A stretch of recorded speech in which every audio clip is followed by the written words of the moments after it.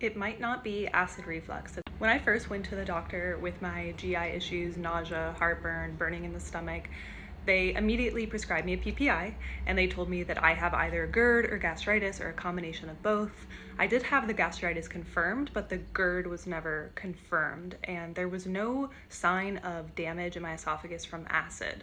Also, my symptoms didn't exactly align with typical GERD or acid reflux, so I kept digging and searching, and doctors kind of ignored my other thoughts and suggestions as to what might be going on until I had an endoscopy which showed bile in my stomach.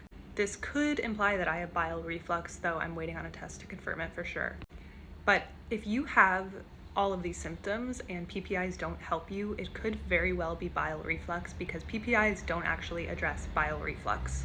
PPIs reduce the acid in your stomach, but bile is something completely different. It's alkaline in nature, although it's still very damaging to the stomach, and it can leave the same effects as acid does. So treating and healing bile reflux is a whole other story than treating general acid reflux or GERD.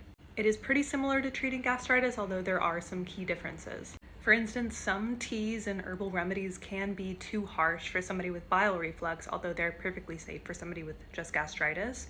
Things like chamomile tea, ginger tea, lemon balm, turmeric, cinnamon tea, and fennel tea can be triggering for people with bile reflux.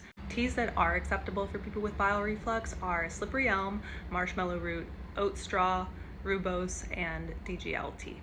This is something I wish somebody had told me at the beginning because I had no idea what bile reflux even was.